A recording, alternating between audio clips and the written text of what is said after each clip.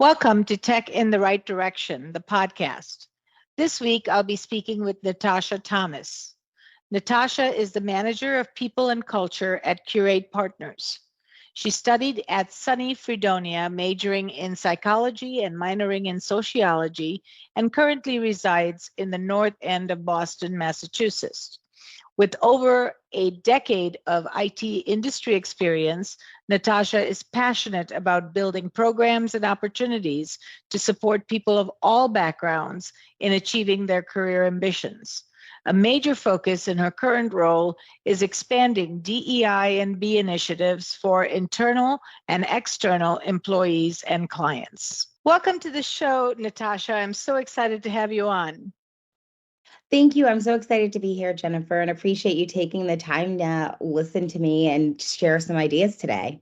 Of course, I'm excited about it. So, Natasha, as a woman in tech, can you share with us your career journey and how you got to where you are today?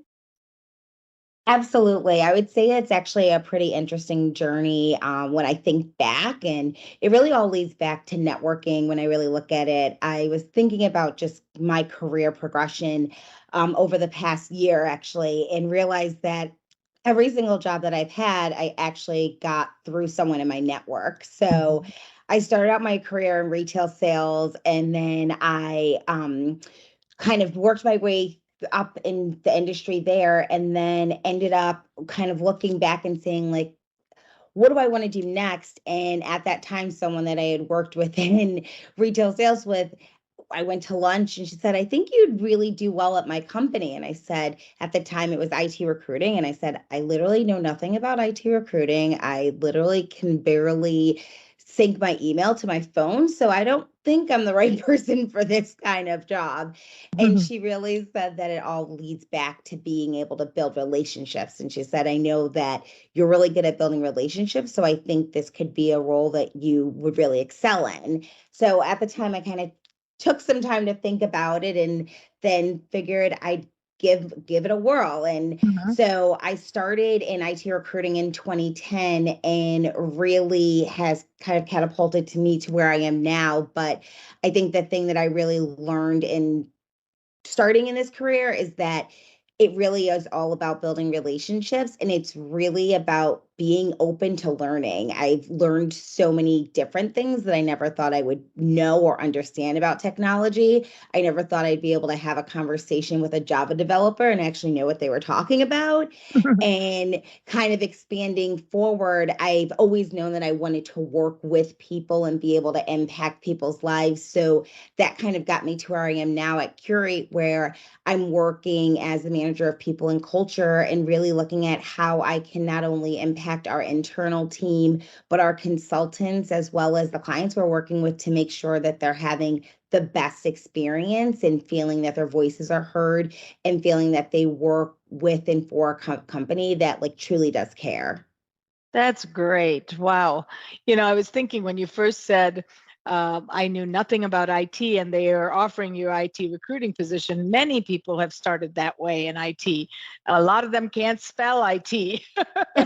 And so that was a great start for you. And I'm glad, you had the inspiration of somebody that saw the value of your relationships and relationship building, to really make that difference, because that is the connector for everything. It's the relationships, it's your network, it's all the things you've said. So that's really, really awesome that you just plunged in with both feet and built that confidence to say yes, because a lot of women don't do that. And then they wonder, what if, so I'm so glad you did take that plunge. And I love that you're open to learning, because, I really figured continuous learning is where life is. If you're not continuously learning, you're dead, basically. So, and now with information at our fingertips, it's so easy to learn on a daily basis informally. So that's great. Great job. I mean, I'll tell you, it definitely wasn't. That first year was probably one of the hardest years when I look back. Like, it was definitely I look back and I say the hardest things was studying for my SHRM exam, which I passed this February, and my first year to 2 years of recruiting, because it really is relearning the way you learn. Right. And I think that when you've been out of school and you're used to just kind of like, I was someone who crammed for things, but when you're used to studying a certain way and you realize that as an adult, you just learn very differently. For me, it was really like looking at how do I learn, but also truly having supportive people who were there encouraging me. Because there were definitely a lot of times where I didn't understand things. I didn't understand the questions people were asking me. And it could be very frustrating, especially since I was at that time like late in my 20s. So I had Mhm. already like started my career, and kind of starting again, it can be very scary. But I think that when you have people who are there to support you, it truly does make all the difference in the world. Yeah, that's so true. The support, the mentorship, the collaboration is so important. But it is not easy. It's not simple that just because you said yes, everything fell into place. That doesn't happen. You are strong, you are confident, and you took those first steps to get you there. So really proud of you. Thank you very much. So at Curate Partners, you believe that everyone deserves equal access to great opportunities.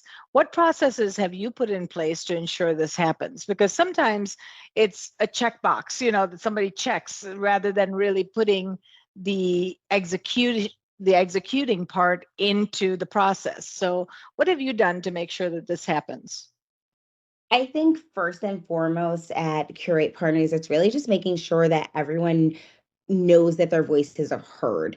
So Mhm. really making sure that we are listening to what our not only internal employees want, but what our consultants are looking for, and also making sure that we're hearing what's going on in the local community. So we've partnered with organizations like Dress for Success and Work Without Limits to understand kind of our local market and what's going on out there for people who maybe don't have the accessibility, but then also in looking at our organization, understanding that women want to continue in their careers, but a lot of times that might be a little bit harder because they also have to, a lot of times they're the person who has to have the job that is more flexible in the household, especially if you're in a two-family household.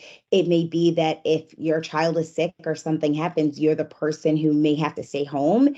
And I've Mhm. actually had this conversation with a lot of my friends as we've gotten older, and we are career oriented people who are still, want to be there for our families. And I think for us, it's that accessibility means like being patient, but also being able to look at someone else's predicament and not make a judgment, but say, how can I help you with that? Or what can we do to make sure that you feel comfortable being able to feel great about your career, but feel great about what you need to do for your family? And that goes across genders in our organization.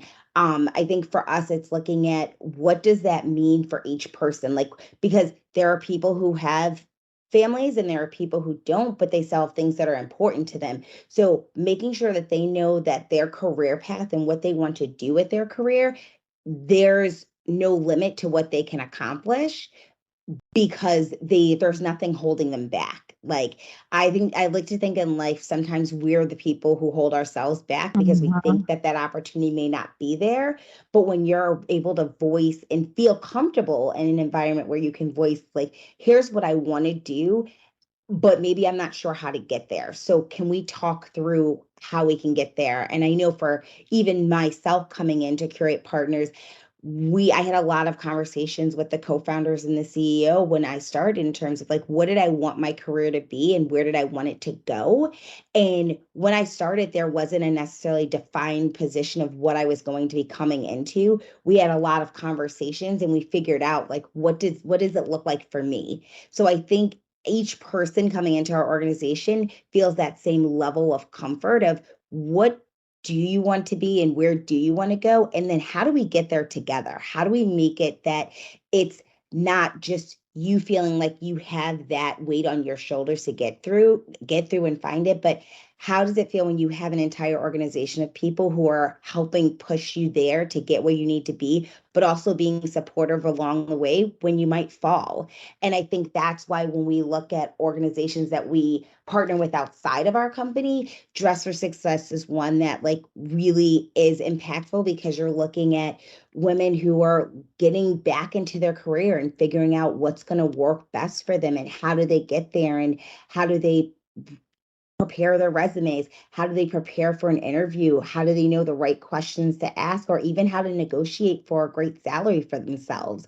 And on the other hand, looking at Work Without Limits, which works with individuals with disabilities, like how do we get past that? How do we look at what people are able to do as opposed to like what they may not be able to do? And I think for us, looking at accessibility is really looking at how do we help create the path and how do we walk down that path with someone and not just, push them along and hope that everything works out. That is so awesome. You said so many great things. Some of your best practices are inclusion. Everyone is different, so you need to cater to different voices and different thought processes, which is so important. And then you expanded your reach, so you added partners that are, focused on underserved communities or women or people with disabilities. That's amazing that you've actually expanded that reach and not just done the same things you do every day and expect different results. So I think that's really good. And having a team that has your back, I think is so, so critical, because then you don't worry as much for perfection, but if you fall, somebody's going to pick you up and you're going to be able to move forward. So I think those are really, really great processes that you've put in place to ensure that everybody has access to opportunities, which is awesome. Now, do you focus at Curate? Do you only focus on IT jobs, or do you do other jobs as well?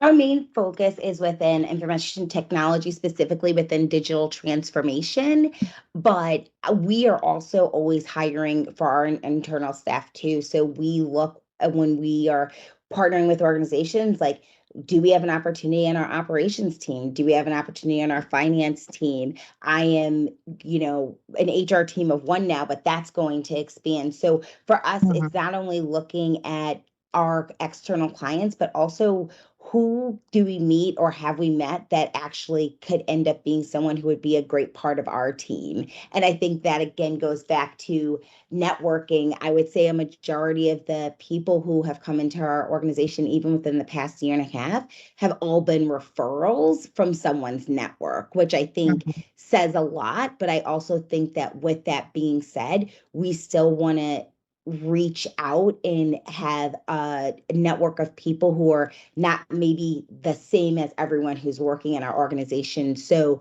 looking at even we're building out an internship program and looking at that and how do we partner with different colleges and how do we attract different individuals, because truly a lot of people don't know what recruiting is. Like I always joke that, and a lot of people in the industry will joke that no one goes to school for recruiting. It's not like a major. So how do we, get that next generation to understand what this job Mhm. is and the kind of the possibilities that you can have in your life from starting in a role in recruiting. So I think for us now, that's something where, as we're building out our internship program, we're looking at, okay, not only the business programs in schools, but what about people in psychology? What about people in marketing? Because those are all areas that you can see people come out of those majors and be very successful in recruiting. But also, we have a great marketing department, and we've had an intern now in our department for 2 years who we are hopeful we're going to be able to bring onto our team. So it's like if you can kind of expand out and then bring people in to find their passion and what they want to do and what they're excited about, it kind of will become full circle. And then it also gives us the opportunity to promote from within. That's amazing. Yeah.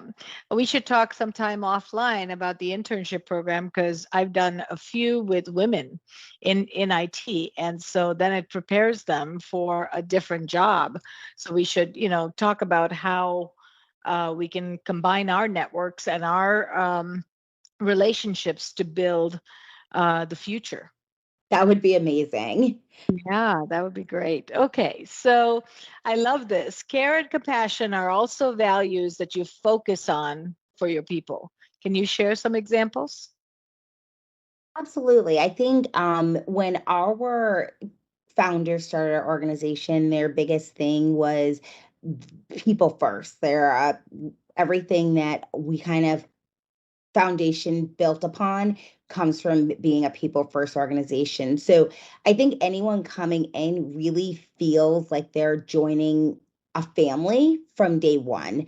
I think Hmm. that in terms of just small things, when I started during the pandemic, and my direct manager said, I want us to be safe, but I want to make sure that like we have an opportunity to maybe meet in person because I know it can be hard. You're starting with a new organization, you don't know anyone, and then on top of that, you're starting at a time where we're not in the office and it's not the normal camaraderie that we would all have being together every single day. And to me, that meant a lot. And when I met him, he gave me like a welcome box and it had like some swag for our organization, but I was like, oh, this is really cool and Hmm. awesome. And I'm feeling like the love already. And I think Hmm. the fact that we do that for every person who starts, the fact that when our consultants start, they're given welcome gifts. We try to do a couple of gifts a year for our consultants, and we want them to be meaningful things. So this year during Autism Awareness Month in April, we did Popcorn for the People for all of our consultants. And that's an organization that essentially works on creating career opportunities for the disabled community. So we had some consultants who, afterwards, reached out and said, like, I have a family member who's disabled. And it's like awesome because I didn't know about this organization. And it's something that I will now talk about to other people because I didn't realize it existed. So for us, it's really understanding like what are the people that are internally and externally a part of our Curate family? What's important to them? What are they passionate about?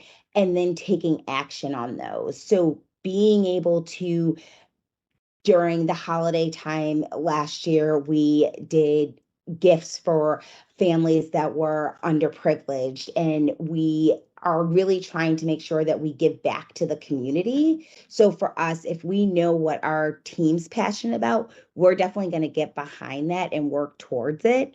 But I also just think caring in terms of like sometimes things happen within people's families and being able to know that you have a organization and company where you don't feel like you have to rush back to work or you can take time to be with your family. That's so important too, because I know there are a lot of people who work for organizations where they feel like there may be something that happens in their family and they can't prioritize their family because they may be nervous about losing their job or nervous about how that's going to impact their next promotion. And I can tell you that I'm 99.9% sure that there's no one in our organization who feels like that because they know that like you are important, your family's important, your friends are important, whatever is important to you is important to us. And we want to make sure that you feel as comfortable as you can to be there for whatever your family may need. And I've had it firsthand. I had a family member earlier this year who fell ill, and I called my manager and was like, I think I may have to get on a plane. And he was like, oh my gosh, do what you have to do. Don't worry about it. Like, it's okay. And I felt that genuine feeling that he meant that, where I feel like sometimes people feel like someone says that and then it's like you're still nervous. And Hmm. I know that no one in this organization would ever feel that way because there is truly a level of care and compassion that comes from not only like I may have been, I may have gone through what you're going through now, but also like there's a level of empathy that is just real and true. That's so great. Oh my gosh. I know our listeners listening probably all want to come work at Curate Partners because you guys have created an amazing culture. And I think about when you said, care and compassion, the first thing that came to mind is that me personally got a whole new level of care and compassion during the pandemic because it was a whole different world. We had to understand when the dog was barking or the child ran into the room, whereas before we were a Absolutely. lot stricter, on the rules. And so I love that people have become more vulnerable and a little more authentic because that's life. I mean, what can you do? We are all stuck in the same house trying to do the best we can. So my empathy level really grew during the pandemic in this area. And I love the area that you talked about giving gifts, because I'm very passionate about that as well, because, you know, it just shows that you care. It doesn't matter how much the gift is, it doesn't matter what it is, it just shows that you care. And I think that's amazing.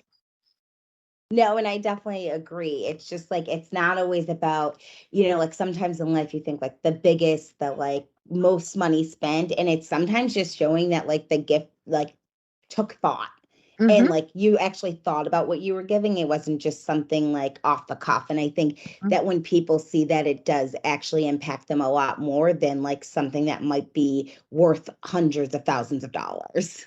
Yeah, I was just watching a show.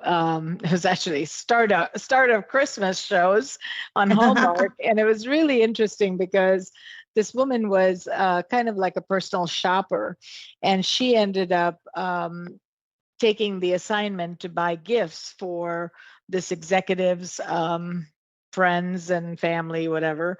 And one of the ones that he charged her with was his best friend. Every year they exchange gifts, and they all both try to outdo each other. Like, he got him a massage chair one year, and they got this electronic, smartwatch, and all of these things.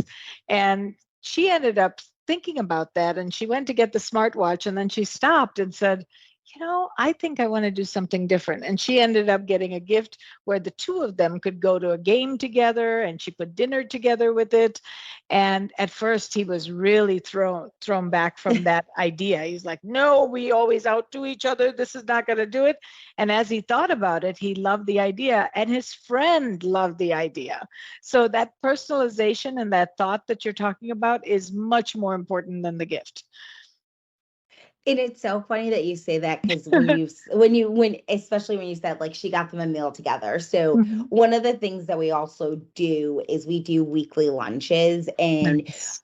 we have everyone if they can come into the office on Thursdays. And I know other organizations do that provide free lunch. I think what makes us a little bit different is that we all eat lunch together. So Mhm. it doesn't matter like how busy someone's day is, like that lunch hour we all sit together and we talk about shows, we talk about life. I Mhm. talked a couple weeks ago about different salad dressings, and we like had Mhm. like five of us had a conversation about like all the different salad dressings. And I just think that it's you find a commonality with people that you maybe wouldn't find, or things you maybe wouldn't talk about when you're just sitting at your desk. But when you're breaking bread, I feel like there is this idea of like walls coming down, commonalities are a lot easier to find, and you have these genuine true conversations that you may not have otherwise. And so I think even with friends, I find that I have the best conversations with my friends when we're out to dinner or we're like going to have drinks before a show, and you just kind of can really like relax and have a good conversation. That's so great. That just bringing people together, that connection is so important. That's how you build your network, because you're here Right. today, tomorrow you could be somewhere else, and you never forget how people make you feel. That's so important. So I love that. Now, you're very passionate about building programs and opportunities to support people of all backgrounds so that they can achieve their career ambitions. So tell us more about that. So I think one of the ones that I really hit home for me in the past year is that Dress for Success had been given a grant, and it was for a program called Empower.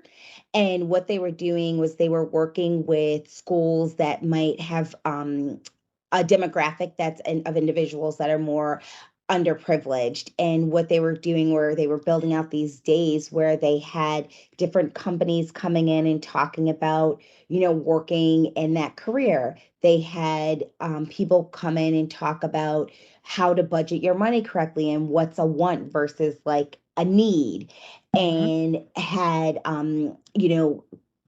organizations that donated so that they could get the proper clothes for interviews or things like that. And the cool thing is, it was kids from ages 12 and up. So you Mhm. really got to talk to and impact a range of people. And for one of ours, we talked about kind of UI and UX design and how, you can take some of that creativity with things that you're doing, whether it be playing video games or other activities, and how that might correlate to an opportunity of a career later on. But then we also talked about how do you update your LinkedIn and why it's important to start a LinkedIn at an early age, and the do's and don'ts within interviewing and what you should wear. And it was really cool to see how we were able to impact kind of that future generation, and how I remember being young and not really realizing how impactful, well, I should say when I was younger, technology was not where it is today, Mhm. and there was Mhm. no such thing as LinkedIn. But it is funny how now at in high school, you want to think about, like, are you updating your LinkedIn? If you're a part of programs or you're volunteering, you want to put that on your LinkedIn now, because it's going to help build your network. And you never know how someone that you're maybe in a program with now might impact your career 15 years from now, after you've both graduated from college and started your career. So, I mean, that was a really cool program that we've been a part of. We also worked with an organization called Camp Harborview. And again, we're able to speak with their participants who are in high school and helping them with building out their resumes, and even talking about what are some opportunities that they may have in the future. And our partner, our sister company, Curate Insights, actually has an engineering program in data and analytics, and they were actually able to hire someone who had been part of the Camp Harborview program in previous years. So the full circle of actually going into a program, talking to individuals, and then actually being able to hire someone on, I think for us was really impactful, but also just makes us think about how many things in the future we'll be able to do, because as we're able to see success with bringing people on, it allows us to be able to build out broader programs that will have a reach to a broader demographic of people. Yeah, I love that. I love that you're reaching out and really expanding your circle, expanding the things that you're doing, broadening your programs and opportunities. So you're reaching all different kinds of people. It's so, so important and so valuable. So great job on that. So here's a tough question for you. What are your thoughts on achieving work-life balance? Is there such a thing? I'm not sure if there is, if I'm being honest, Yep. but I think that it is like in any organization. I just think in life now, it's one of the hardest things to achieve. Mhm. We live in Mhm. a world where we're really all so accessible at any given time of the day or night. And it wasn't always that way. So I think it is a little bit hard to turn off now. With that being said, kind of achieving that work life balance, you're always thinking about, like, okay, am I going to miss something? Am I going to miss an email?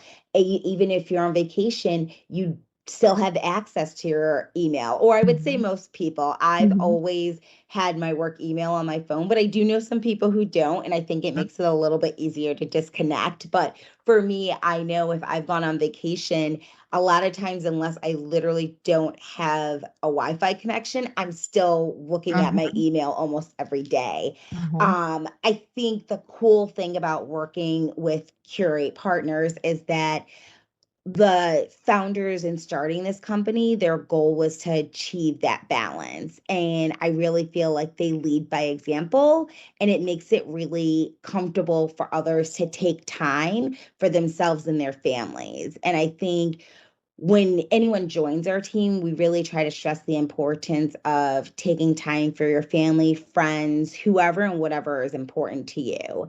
And I think with that being said, as an organization, we do have unlimited PTO. I think that a lot of companies are doing that now, but I also think that within doing that, a lot of people, you know, sometimes are taking less time off than when they actually had 3 weeks of vacation and were forced to take it because they're like, oh, like I don't I it's very easy to work now, especially when you're working remote and when or even in hybrid because you start your day at the same time you would have normally. And sometimes, depending on what your life is, it might be 7, 8 o'clock at night, and you're like, oh my gosh, I didn't realize how late it was.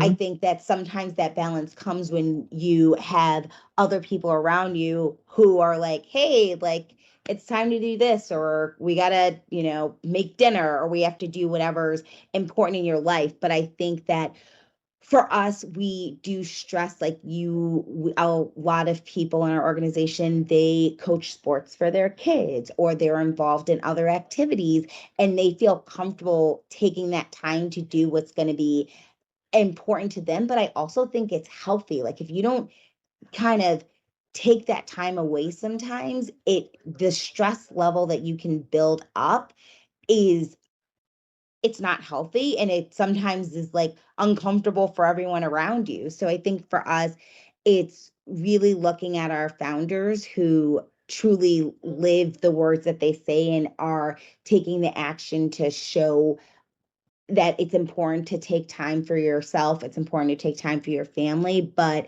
I think where we've kind of really made sure that this is going to happen is we a year ago kicked off our anniversary program, and we have milestones now where at 5 years of service you are awarded a certain amount of money towards a vacation, and that money is to be used for vacation. You can't just like take it and do something else. It's like whether you plan it and you expense it or you tell us what you want to do and we give you the money, it's like you're forced to take that time for yourself. And I don't think a Nice. lot of organizations are doing No, that. no. So when we talk about like actionable, I think again, this company is one that takes action. It's really living what you say and breathing it. And we also in 2023 are going to be kicking off our um, club curate, as we call it. And it's for those who achieve either numbers from a production standpoint or go the extra mile in what their role is, that they're going to be awarded a vacation that they'll be able to go with all the founders and then Nice. bring a plus one, Mhm. whether it be a significant other or a family member, but whoever you want. Mhm. And I know of companies who have this program and do it, but sometimes it's been like you can only bring a significant other or you can only bring in. For us, again, it's like bring whoever you want because this is your time because you've earned it. Mhm. So I think we really try to not only speak about work-life balance, but really show the ways that we're perpetuating it to actually happen for people. That's amazing. So, how do you shut down? What do you do to really get that balance? Do you have some practices that you practice, or do you just kind of let it blend with your day? I mean, I think it's a little bit of both. I let it blend with my day, but I belong to Broadway in Boston. So Mhm. I think it's 6 shows a year I have and used to do it on Sunday matinees, but I feel like everyone's schedule, I go with three of my friends and everyone's schedule can get a little crazy sometimes. So sometimes it might be like this past week I went to see Hairspray and it was a Thursday evening. So Mhm. I was in the office and then from the office I went and I met my friends for dinner and went to a show and it was great. And I Mhm. know that other people are on bowling leagues or they're on volleyball leagues. So Mhm. people had those ways of like kind of almost forcing yourself to like, you got to shut it Right. down some Right. days. I think even as a company, there are days when we're all in the office and it's, 4:30 and it's like, let's all go, someplace together and do something as a team. So I Mhm. think that balance is there. And for me, in achieving kind of that work-life balance, one of the things that I like didn't do as a child that I always wanted to do as an adult is travel. So I Mhm. do travel a lot and I am very fortunate to work for an organization that allows me to do that. I try to leave the country at least twice a year. So Nice. Wow. I have a company where I feel like I can do that, and I feel like they support me in doing that, and they're always like, what'd you do? What'd you see? And it's like very exciting. But I also think that it's like really important just to like sometimes go for a walk or like do something that's going to like take your mind off. And we just as an organization did a 30-day challenge where we all tried to do something new for 30 days. And so mine was like to get out and do a 30-minute walk for a day. There were some for people in our organization where it was like read a book a night to your child, and other people worked on yoga, and some Mhm. people started journaling. But it was all those things that kind of like maybe create a little bit more balance in your life, because you realize, as crazy as the day may be, you can take 30 minutes to do something, or you can take 45 minutes to do something, or you can take that moment to take a breath that you don't normally think you have the ability to do. That's great. I love that. I'm very, very curious, and if you can share any best practices around the unlimited PTO, because I've heard a couple companies telling me that. I just can't fathom because I'm old and I don't know how that works. Like, are you ever worried about people taking too much, or that never happens? I'm just curious. I think that for us, really, it's like you, as long as you're doing your job and getting your job done, you know what you're capable of and what you may not, what might make you not sufficient in doing your job. So I Mhm, think for us, it's if we felt like someone were like taking advantage or not getting their job done, it would definitely be a conversation. mhm, mhm. Knock on wood. Unfortunately, it hasn't been one that Good. like we've ever had to have. But I Mhm, think that again, with the type of organization that we are, there would be, like we'd have an open dialogue of questions. It wouldn't just be like, okay, this isn't working anymore. It would be, because I feel sometimes if someone's taking advantage of something, is it that like, is there something going on that maybe they're not talking about? mhm. So really kind of, I think for us, it would always be like getting to the root of the problem and then creating a plan from there.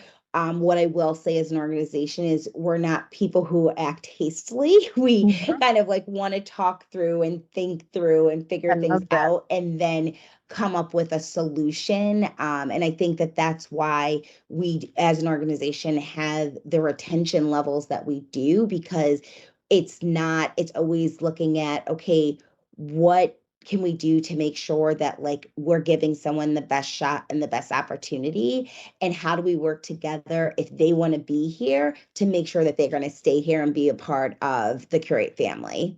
Yeah, no, that's amazing. When you treat people well, they treat you well. It goes back and forth, right? I mean, it's just what goes around comes around. So, yeah. So you touched on this, and I was so excited to hear you say this, that you love to travel, because I love to travel, and this is kind of a selfish question because it gives me a list of places I want to go from your eyes.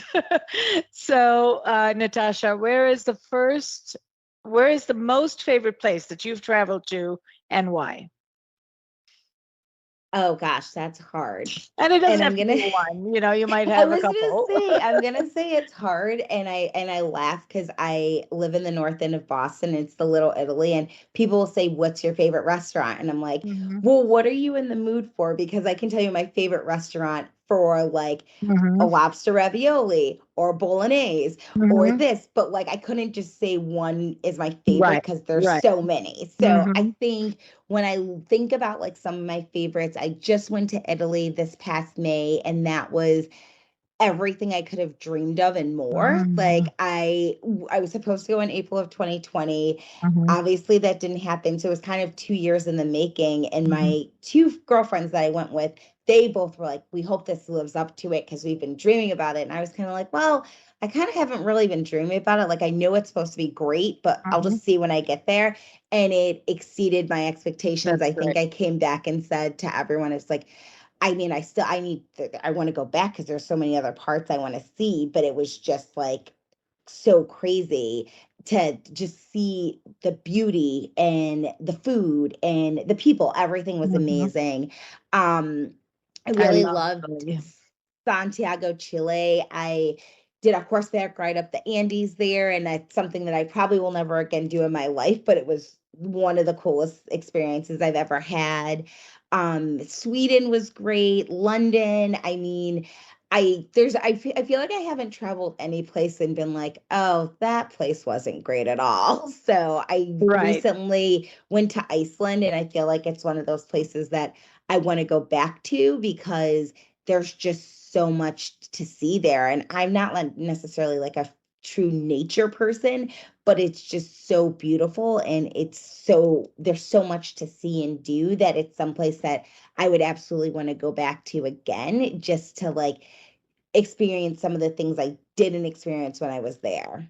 I know I'm always torn with that because I love it so much. And then I think, okay, I want to come back. But then there's so many other places on my Right. list that I can't come back to a second time yet.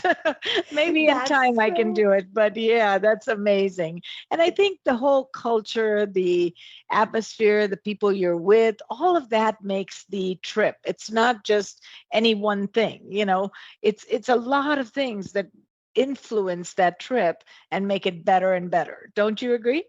I absolutely agree. And that's the great part is a lot of vacations I've gone on with like different groups of friends, Mhm. or like some people have been consistent and we've gone with other groups of friends. But I think that like it really is not only the culture and the places you go, but the people you go with, Mhm. and just Mhm. experiencing something through someone else's eyes sometimes can be so eye-opening, because the way I see something and the way someone else sees it is always going to be a little bit different. So Mhm. getting that different perspective from someone else that you're traveling with, I think is, there's like not really words for it. And that's like the really cool thing. Cause I feel the same way in terms of like, I always say like, oh, like I'd love to go back, but I'm like, there's like this whole world and I want to see so much of it that it's like, and I also don't have like unlimited funds. So I have to be like Mhm. somewhat realistic on where I can go. But I mean,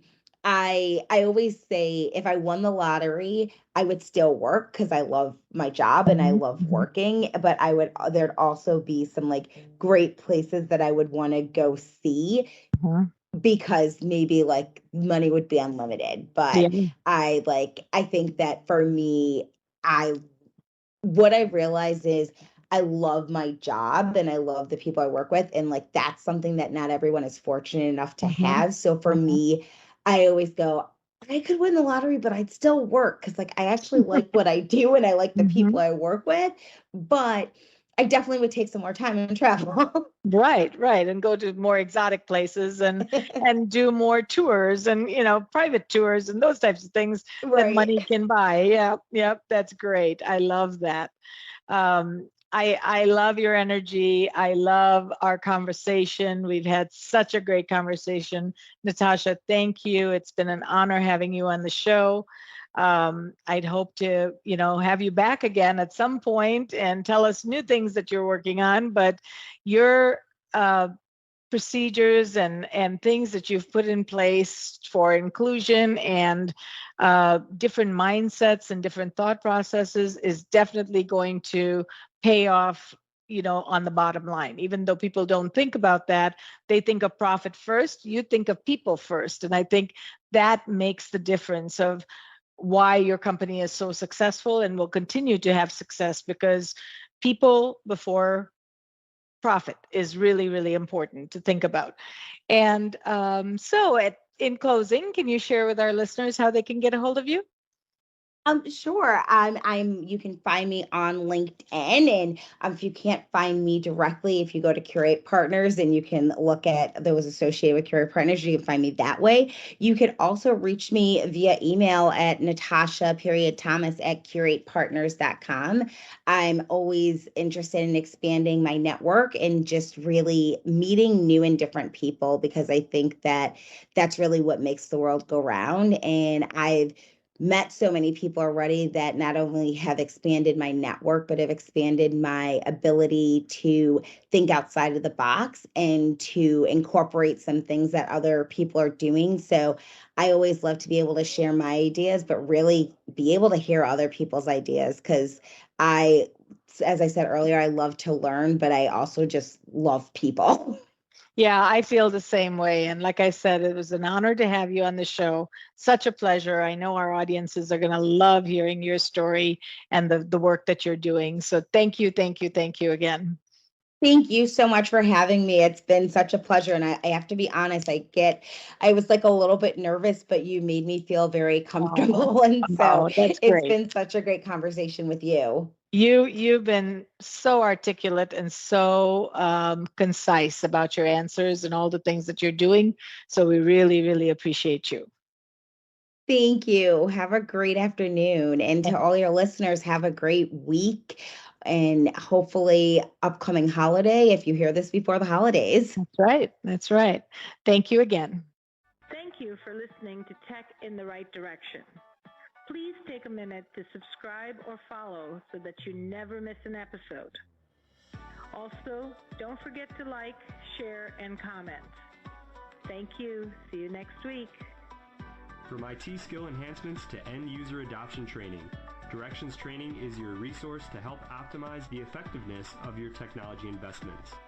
Over 500,000 students have taken advantage of our wide selection of technology and business training solutions, covering the most popular applications today, such as Microsoft 365, Azure, Windows 10, and more. As a podcast listener, we invite you to take advantage of an exclusive offer. Receive 30 days of free access to our Microsoft official curriculum on-demand courses for IT professionals or end users. Visit us at www.directionstraining.com/podcast to claim this offer today. Hurry, this offer is only available for a limited time.